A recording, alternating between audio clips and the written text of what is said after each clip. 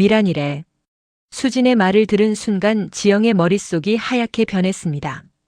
바닥에 떨어진 휴대전화에서는 계속해서 수진의 목소리가 흘러나오고 있었습니다. 지영아? 듣고 있어? 하지만 지영은 대답할 수 없었습니다. 손끝이 떨리고 다리에 힘이 풀렸습니다. 벽을 짚으며 겨우 소파에 앉았습니다.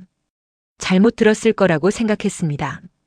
세상에 같은 이름을 가진 사람이 얼마나 많은데 분명 다른 최미란일 거라고 자신을 설득했습니다. 지영은 휴대전화를 다시 집어들었습니다. 수진아. 응. 사람 잘못 안 거야? 수진은 쉽게 대답하지 못했습니다. 그 침묵이 지영을 더 불안하게 만들었습니다. 사진도 봤어. 무슨 사진? 청첩장 사진. 지영의 입술이 떨렸습니다. 나한테 보내줘. 지영아, 그냥 안 보는 게. 보내줘. 이번에는 지영이 단호하게 말했습니다. 잠시 뒤 메시지가 도착했습니다.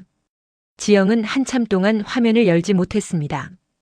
그러다 떨리는 손가락으로 사진을 눌렀습니다. 순간 숨이 멎는 것 같았습니다. 사진 속에는 성훈이 있었습니다. 그리고 그 옆에서 웨딩드레스를 입고 웃고 있는 여자.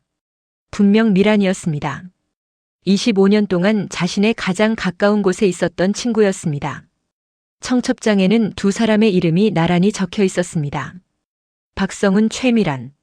지영은 그 이름을 몇 번이고 읽었습니다. 하지만 아무리 봐도 글자가 달라지지는 않았습니다. 문득 대학 시절이 떠올랐습니다. 등록금을 마련하느라 아르바이트를 하던 지영에게 도시락을 싸주던 사람이 미란이었습니다. 지영의 아버지가 돌아가셨을 때 장례식장에서 사흘을 함께 밤새워준 사람도 미란이었습니다. 성훈을 처음 소개했을 때도 미란은 누구보다 기뻐했습니다. 지영아, 이 사람 괜찮아 보여.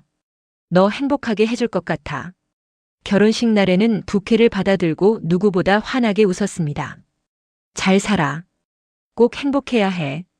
그런 미란이 지금 성훈의 옆에서 웨딩드레스를 입고 있었습니다. 지영은 차라리 모르는 여자였다면 덜 아팠을 것 같았습니다. 남편 한 사람에게 배신당한 것도 견디기 힘든데 자신의 지난 25년까지 한순간에 거짓말처럼 느껴졌습니다. 지영은 곧바로 미란에게 전화했습니다. 1번, 2번, 3번. 받지 않았습니다. 5번째 전화에서야 연결됐습니다. 여보세요.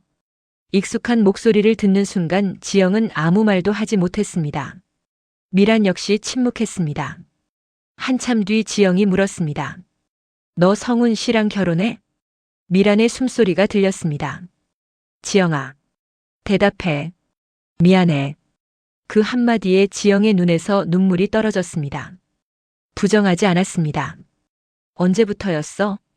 그게. 내가 묻잖아. 언제부터였냐고. 미란은 대답하지 않았습니다. 지영의 목소리가 높아졌습니다. 내가 성훈 씨 때문에 울면서 너한테 전화했을 때도 이미 만나고 있었어? 지영아, 내가 생각하는 것처럼 단순한 일이 아니야. 그럼 어떤 일인데? 지영은 울면서 웃었습니다. 내 남편이랑 내 가장 친한 친구가 결혼한다는데 내가 뭘 어떻게 생각해야 해? 미란은 끝내 제대로 설명하지 못했습니다. 지금은 말할 수 없어. 그 말이 지영을 더욱 화나게 만들었습니다. 왜 말을 못해? 조금만 시간이 지나면. 됐어. 지영이 말을 끊었습니다. 다시는 연락하지 마. 전화를 끊었습니다.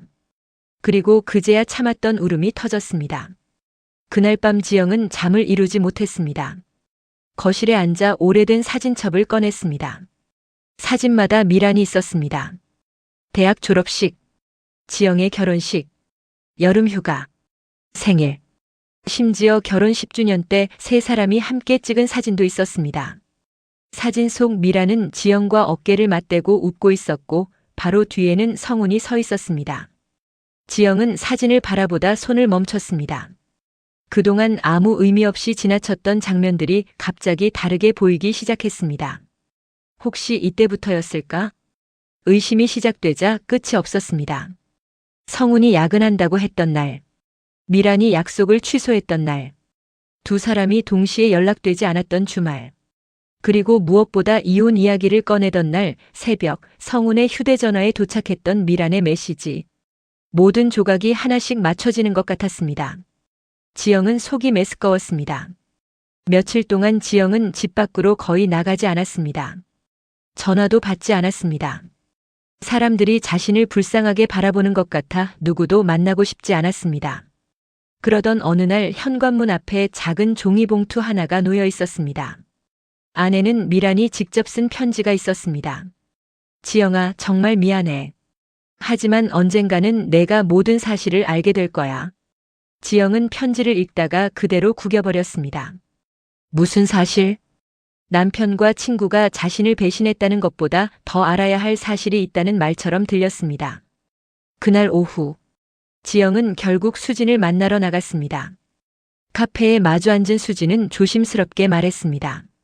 나도 말할까 말까 고민했어. 알고 있는 거 있으면 전부 말해줘. 수진은 잠시 망설였습니다. 사실 2달 전쯤 두 사람을 본 적이 있어. 지영의 얼굴이 굳었습니다. 어디서? 부동산 앞에서. 부동산? 예상하지 못한 단어였습니다. 둘이 같이 나오는 걸 봤어. 처음에는 우연히 만났나 싶었는데 분위기가 좀 이상했어. 지영은 혼란스러웠습니다. 결혼할 사람들이 부동산에 가는 것은 이상한 일이 아니었습니다. 하지만 수진의 다음 말이 마음에 걸렸습니다. 그리고 그 부동산이. 수진이 기억을 더듬었습니다. 내 아버지가 남겨준 건물 근처였던 것 같아. 지영의 표정이 달라졌습니다. 우리 아빠 건물? 오래전 아버지가 세상을 떠나며 지영에게 남겨준 낡은 상가 건물이 하나 있었습니다. 오래되어 임대료도 많지 않았고 지영 역시 특별히 신경 쓰지 않던 곳이었습니다. 그런데 왜 성훈과 미란이 그곳의 부동산을 찾아갔을까? 그날부터 지영의 마음속에서 슬픔보다 의문이 커지기 시작했습니다. 단순히 두 사람이 사랑에 빠졌다면 설명되지 않는 부분이 너무 많았습니다. 왜 성훈은 그렇게 급하게 이혼을 요구했을까?